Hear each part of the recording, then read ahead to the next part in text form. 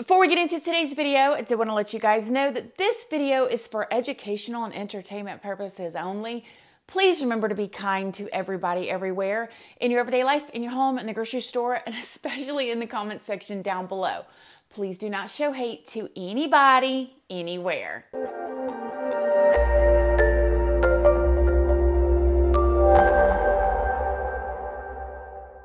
Good morning, my lovelies, my beauties, my friends. My name is Christina and welcome to my channel. If you're new here, thank you so much for clicking on this video. I really hope that you will subscribe, stick around, take a chance in hearing some things that I have to say. And if you are a returning subscriber, y'all already know, y'all are my babies. So good morning, good morning, good morning. How is everybody doing today? I hope you all are having an amazing day. I hope you all have had a wonderful weekend so far. I hope everybody's doing real good. Y'all, I feel so naked without my nails. How many of y'all noticed? Let me know down below.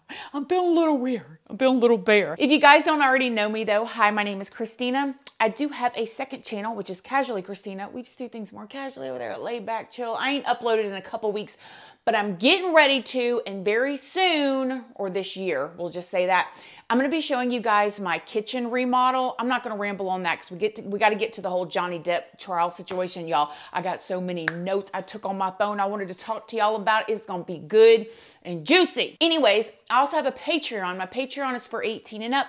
Over there, we do more personal story times. We go live. We also have a $2 tier, which has like the YouTube true crime videos that goes against YouTube's terms and policies. That all goes over there, as well as we do like crime scene photos. We look at all that over there. If you guys want to come over and join, it's a good time. I also have an Instagram as well as a Facebook, and those are always linked down in the description box if you'd like to come and check me out. So y'all, let me tell y'all what I was going to do. Okay, now I got a whole little playlist started over here for this Johnny Depp trial, Johnny Depp, Amber Heard.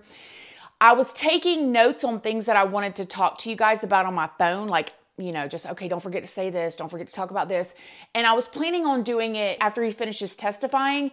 However, I got so many notes from him testifying and speaking to his attorneys, the defense, that when they started cross-examination, I was like, oh my gosh, it'll be an hour-long video. So this is going to be what Johnny talked about at first before the cross-examination.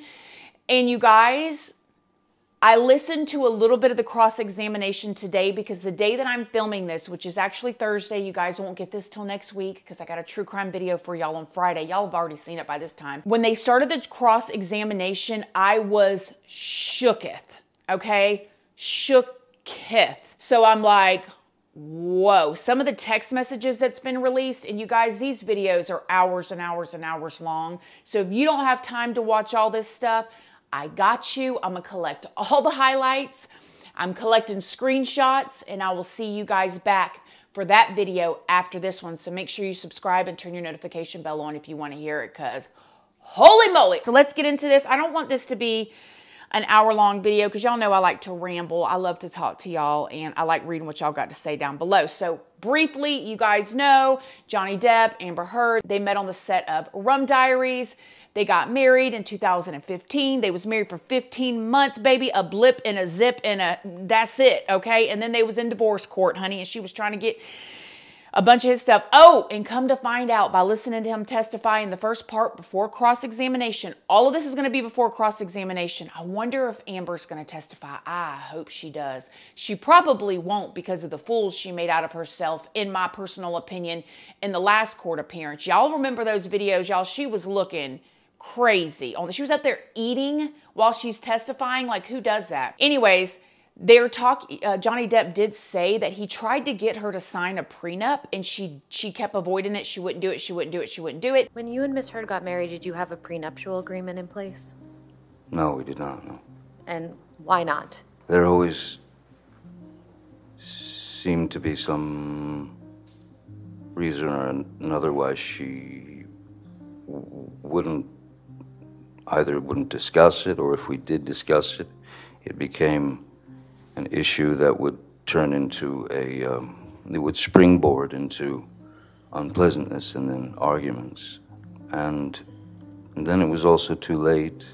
At a certain point, it was just too late. So then the idea of a post-nup agreement was brought up to Miss Heard, and that was in Australia. That was the beginning of the Australian Well, let's fight. talk. So I find that so interesting, especially she's a millionaire too. It's not like she's broke. Oh, and he also talked about the fact that when they got married at the wedding, that this is all alleged, this whole video is alleged, I wasn't there, do your own research, that Amber and her friends were all taking MDM, the first letter of the alphabet, that stuff, the little mushrooms that grow out the cow boo-boo, y'all know what I'm talking about? Some of y'all from the country, you know exactly what I'm talking about. And that, so after the wedding, they was all getting, can you guys imagine? This is literally the way that some of the things that Johnny Depp described was like his life is literally fear and loathing in Las Vegas. Johnny Depp talks about his childhood. Now he gets on stand and he testifies it's hours and hours and hours. He talks about his childhood and talks about how his mother was very, she was physically, mentally, psychologically, and he said that his dad would basically disassociate. He would just walk away from the situation and avoid his mother at all costs, and he was just tapped out. So even though it didn't sound like his father was to him and his siblings, the fact that he just avoided everything was very painful to Johnny as well. And actually until the day that he just walked out on their family. He just completely walked out. And that's when he said his mother, Johnny Depp's mother, became very, very depressed. And she was in the bed. She tried to take her own life. And she started taking a lot of pills. I remember very well that when my father left and my mother, Betty Sue, had that first attempt at suicide that I woke up to, and that visual in my head, and that was a direct result of my father's leaving. Ms. Heard had spoken of suicide on a couple of occasions, so that also becomes a factor. That's also something that always lives in the back of your brain, and that you fear. Because when I would leave sometimes, many times when I would try to leave, she would,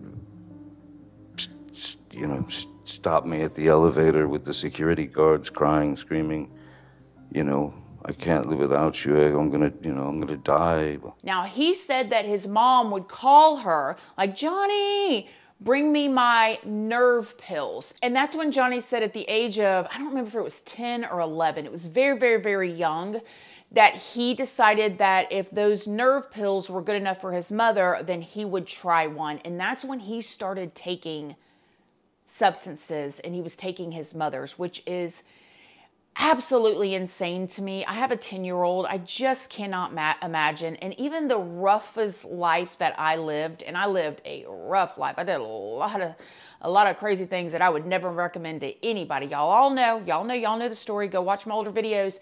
I didn't even start, smoking or taking things or whatever until I was like 13.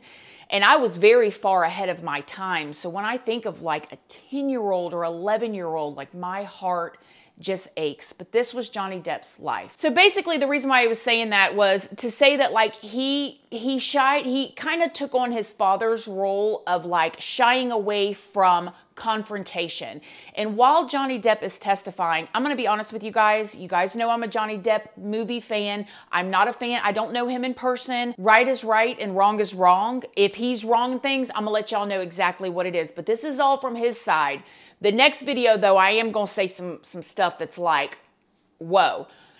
But nevertheless, Johnny Depp testifying up there is very hard to listen to for long periods of time. You can tell he's an artist, and no shame to my artists out there. I love you guys, but a lot of the times artists, they think differently than like a person that's not super creative. Okay. I'm not talking about somebody that's into art or is creative. I'm talking about like that mindset. It's far out there. in all the great ways. Nothing wrong with it, but it is kind of hard to follow because when Johnny Depp talks, he almost talks in some sort of like, it's almost like not poems, but it's poetic. I don't know. You guys know if y'all watched it. He talks very like in long sentences about everything, and he's very descriptive of every little detail, even when it's unnecessary. And so therefore, when he's asked one question, he can ramble on about that answer with big descriptive words, and he thinks things through, and you can just tell his mind.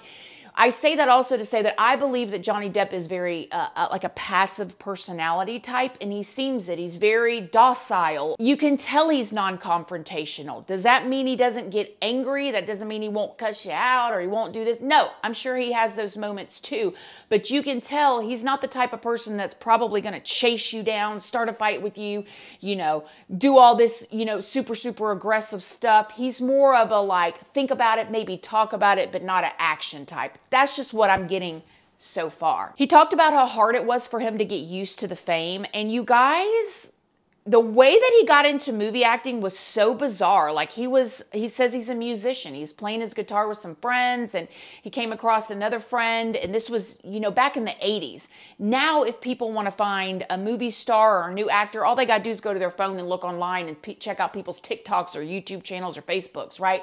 But back then we didn't have any of that. So he was playing guitar, and somebody asked him if he wanted to do a movie role, and it was A Nightmare on Elm Street. And they offered him $1,200 a week, which to him was more money than he'd ever seen in his life. I mean, $1,200 a week is a lot of money now, much less back in the 80s. That'd be probably like $10,000 a week back then, like a ridiculous amount of money. And that's how he got into acting. Like he was literally just sitting around playing his guitar, not doing very much with himself. He was working like busboying and painting and plumbing and doing normal everyday jobs. Now, he talked about when he met Amber, and he said she was perfect at first. In the beginning of my relationship with Miss Heard, there was, from what I recall and what I remember, it was as if she was too good to be true. She was attentive, she was loving, she was smart, she was kind, she was funny, she was understanding, and we had many things in common, certain blues music and, well, music, literature, things of that nature. So for that year or year and a half, it was amazing.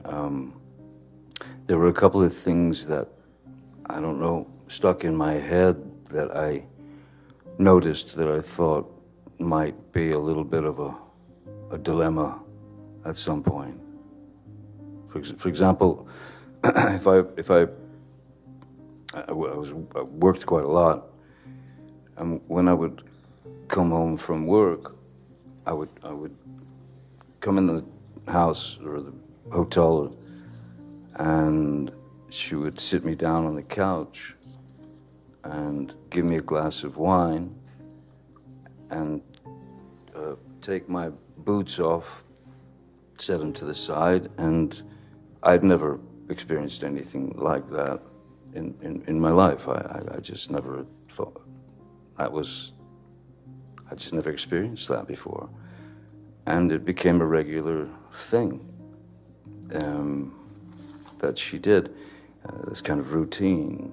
And I remember one night I came home from work, and I think she was on the phone or something, or busy. She was doing something, and so I sat down on the couch and I took my boots off.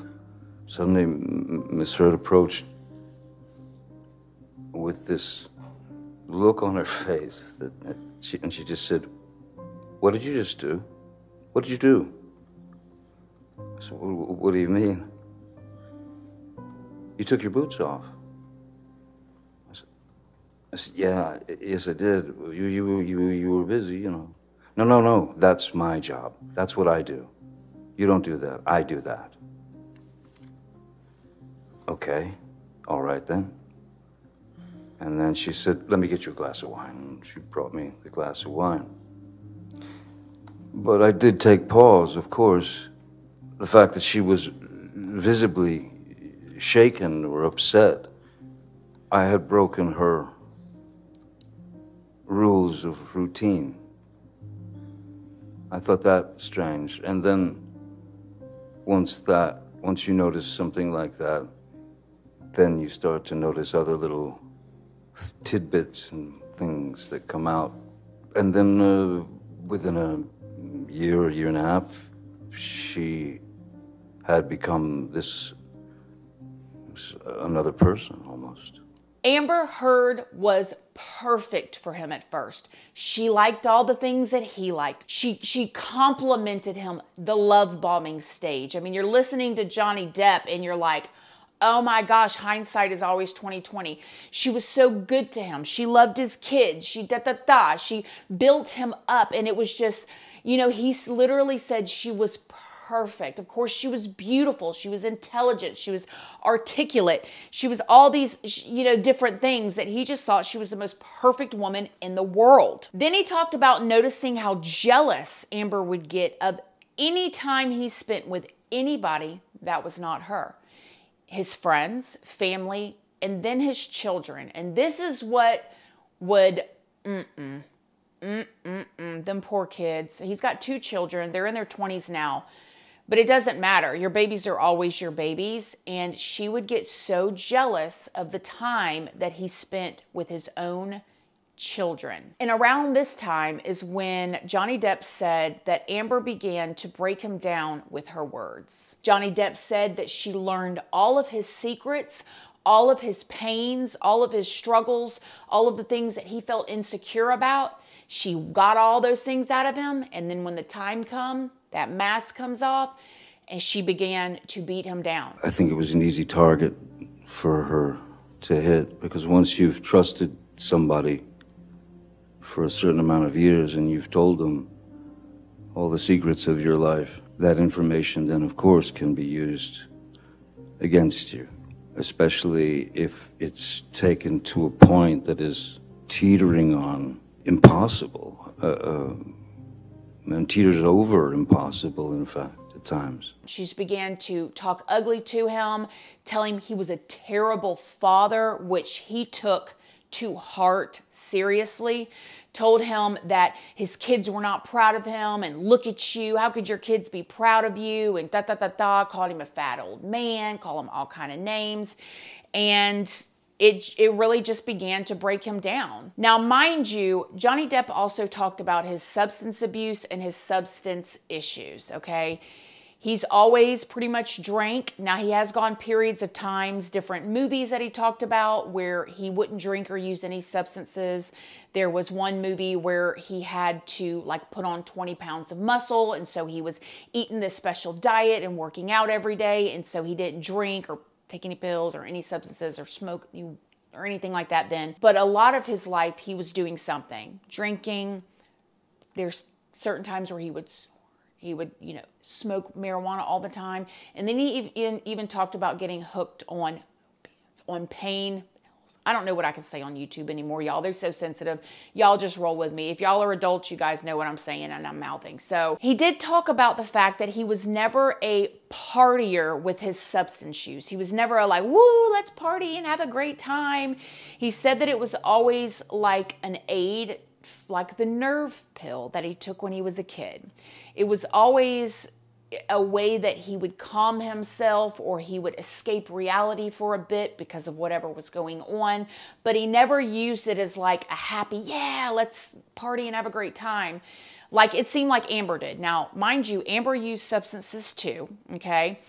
And Johnny Depp got really, really dependent and addicted to these opiates because he was on a set of a movie and he said he got injured. And when he got injured, the doctor prescribed him he said roxycodone or cotton or something like that. It's not the oxy, it's the R is what he said.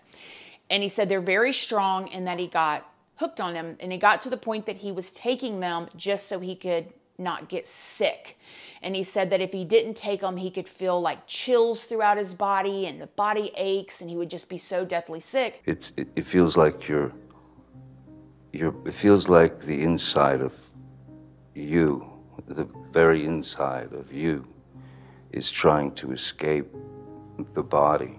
Obviously very physical, and so therefore you'll go into a withdrawal would mean that you would go into, you'd have immense cramps in your stomach, your muscles would seize, my body would shake. The pain is like nothing I've ever experienced before. So anytime he went anywhere, he had 2 in his pocket just in case he started to feel sick. He said, but then, like, he knew, and his doctor, because he has a personal doctor and a personal nurse that'll fly out to wherever he's going, that he needed to get off of these things, but he was so afraid of being sick. So he told a story of, he has this island.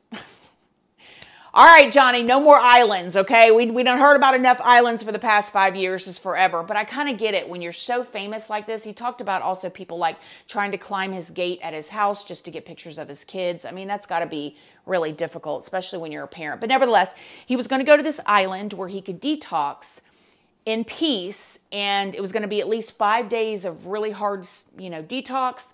And he had his nurse out there. Her name was Debbie Lloyd. And the doctor, all of them are on this island so they can monitor him. And his sister was supposed to come. You guys remember his sister from the other video?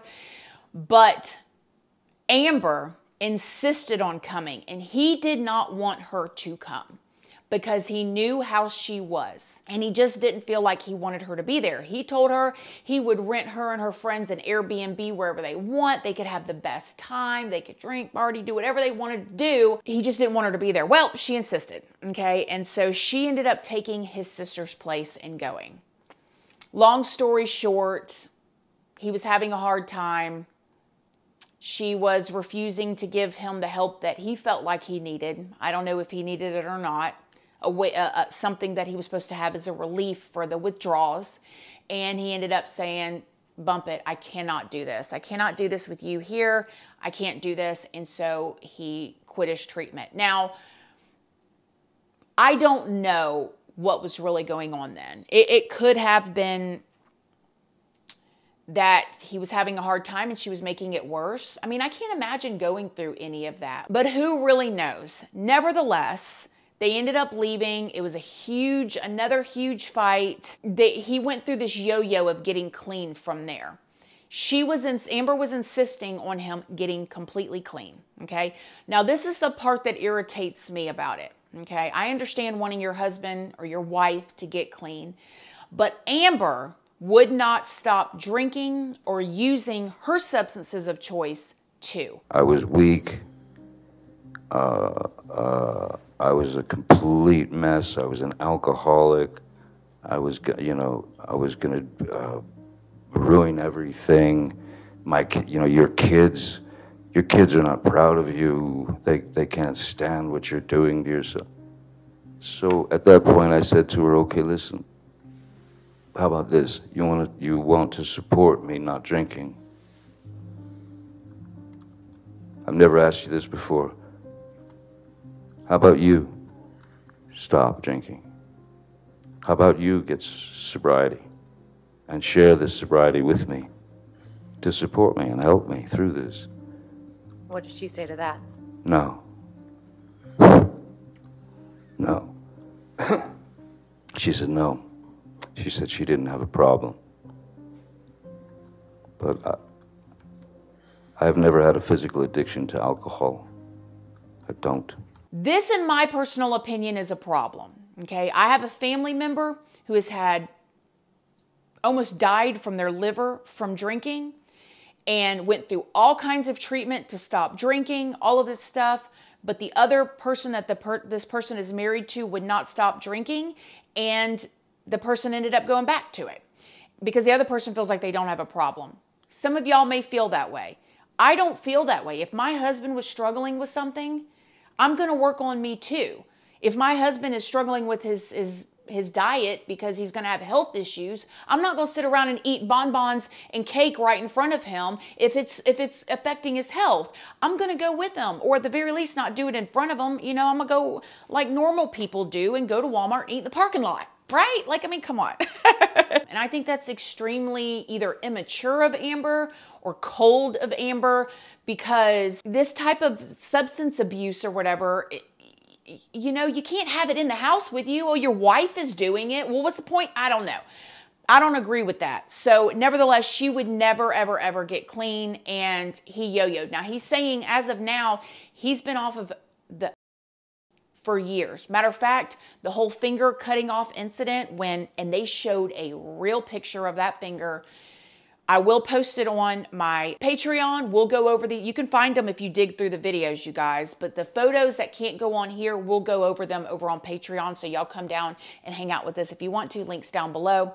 But nevertheless, even when he got his finger cut off, he did not take those pills anymore because he said he did not want that. So that's super awesome. Now, he also talked about the fact of when he and her would fight, he would walk away, and that would make her more irate. Just take a step back, which I told her we need to remove ourselves from each other, even for an hour, a day, anything.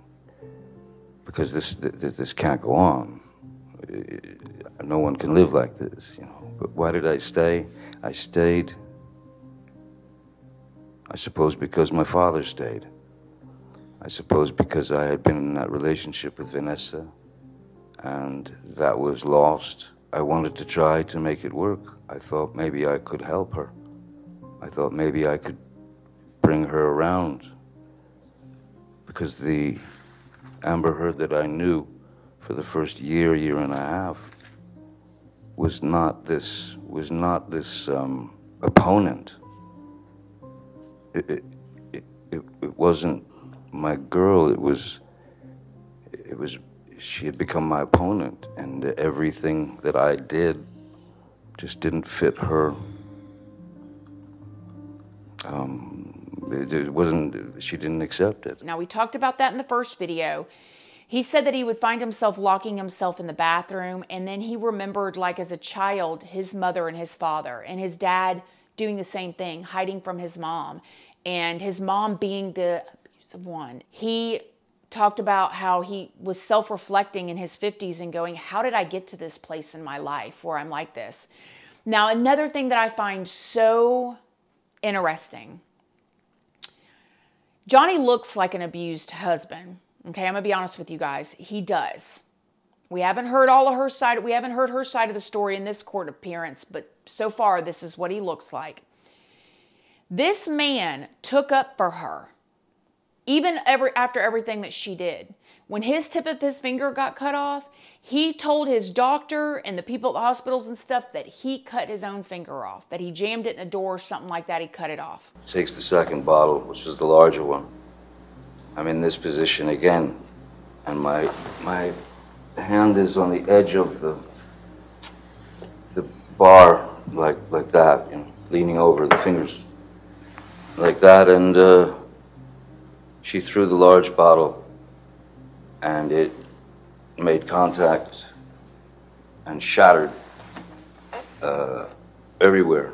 I honestly didn't feel the pain at first at all. I felt no pain whatsoever. What I felt was, I felt heat. I felt heat, and I felt as if something were dripping down my hand, you know. And then I looked down and realized that the tip of my finger had been severed. So we went to the emergency room. The doctor asked me what happened, and I lied to him. I said that I had smashed it in these large accordion doors, that it got caught in the accordion doors. Why would you lie about that? I didn't want to disclose that it had been misheard, that it had thrown a vodka bottle at me and then took my finger off. I didn't want to get her in trouble. I didn't want to. I tried to just keep things as copacetic and as easy as possible for everyone. I did not want to put her name in that mix. Because he did not want to get her in trouble. He did not want people to be mad at her. He was trying to protect her, which in my personal opinion is typical abuse victim trying to protect the abuser, okay? It's what it is. Been there, done that, seen that quite a few times. You guys, Johnny Depp also talked about the feces that his house cleaner found in his bed, and then he saw it too. And how Amber tried to say it was their dog, their little tiny 4-pound dog, whom Johnny Depp said he had for many years. This was human feces. This woman allegedly got up in their bed, hunched over, and pushed and pooed in there.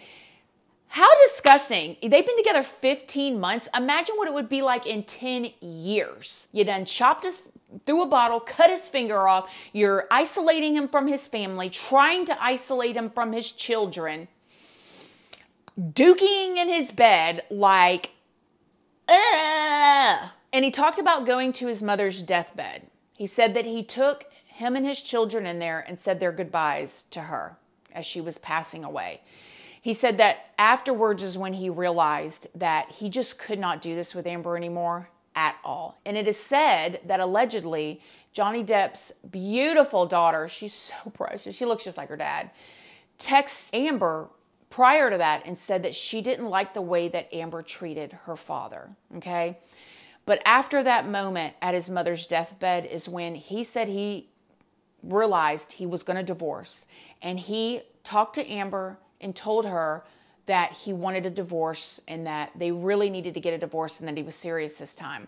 I find that so interesting because, as we all know, Amber went to file for the divorce. And also when she did that, she went for the restraining order as well as the charges of abuse, which is so typical.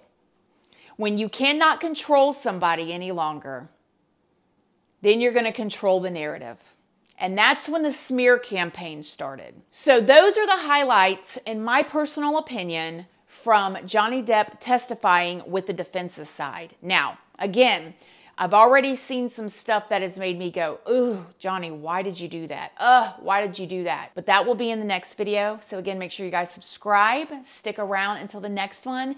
Thank you guys. What are y'all thinking? Do you think she's gonna actually testify? Let me know what you guys think in the comment section down below. As always, my loves, thank you guys so much for watching this video.